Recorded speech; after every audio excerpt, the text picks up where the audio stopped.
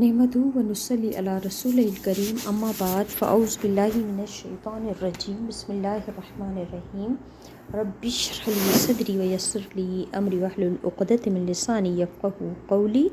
जुज़ number आयत 7 सूरतुल अनआम रुकू number 10 आयत नंबर 83 खां वठी 90 ताईं तर्जुमो। वतिल्क हुज्जतुना ऐं इहा असांजी हुज्जत आहे या इहा असांजी दलील आहे। आतईनाहा असां ॾिनी उनखे इब्राहीम अलैहिस्सलाम खे अला क़ौमिही मथां उनजी क़ौम जे।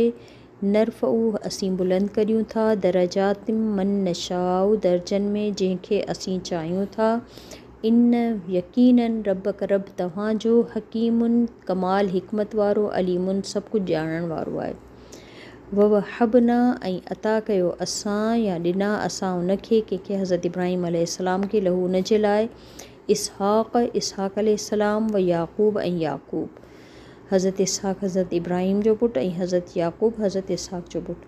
कुल्लन हर हिक खे हदैना हिदायत ॾिनी असां।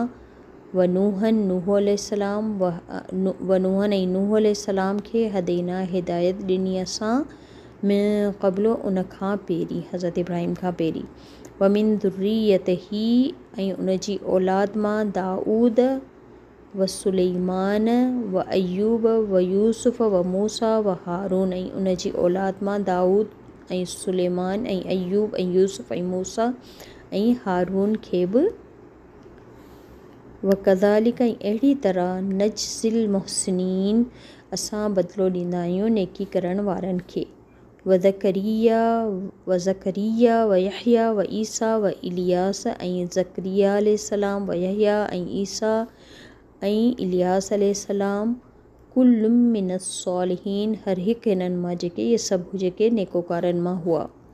व इस्माईल वल यस व यूनुस व लूता ऐं इस्माईल ऐं यस ऐं यूनुस ऐं लूत अलैहिस्सलाम इहे बि जेके वकुल्लन ऐं हर हिक खे फ़ज़लना फ़ज़ीलत ॾिनी असां अलल आलमीन तमामु जहान वारनि ते। इहे सभु जेके पैगम्बर हुई नबी हुआ। वमिन आबाइहिम ऐं इन्हनि जे आबाउ अजदाद यानी इन्हनि जे वॾनि मां व ज़ुर्रियातिहिम ऐं इन्हनि जी औलाद मां व इख़्वानिहिम ऐं इन्हनि जे भाउरनि मां वज्तबईनाहुम ऐं असां मुंतख़िब कयो इन्हनि खे। व हदैनाहुम ऐं हिदायत ॾिनी इन्हनि खे इला तरफ़ सिरातिम मुस्तक़ीम रस्ते सिधे जी। ज़ालिक हुदल्लाही इहा आहे हिदायत अल्लाह जी यहदी हू रहनुमाई करे थो बिही इन सां गॾु मई यशाउ जंहिंखे चाहे थो मिन इबादिही पंहिंजे बंदनि मां। वलो ऐं अगरि अशरकू इहे शिरक कनि हा लहबित अनहुम त ज़ाया थी वञनि हा इन्हनि खां माकानू जेके हुआ इहे या अमलून अमल कंदा या जेके इन्हनि अमल कया। यानी अगरि नबियुनि या पैगम्बरनि मां बि अगरि को शिरक करे हा त अल्लाह ताला फरमाए रहिया आहिनि त इन्हनि जा बि अमल जेके आहिनि से ज़ाया थी वञनि हा।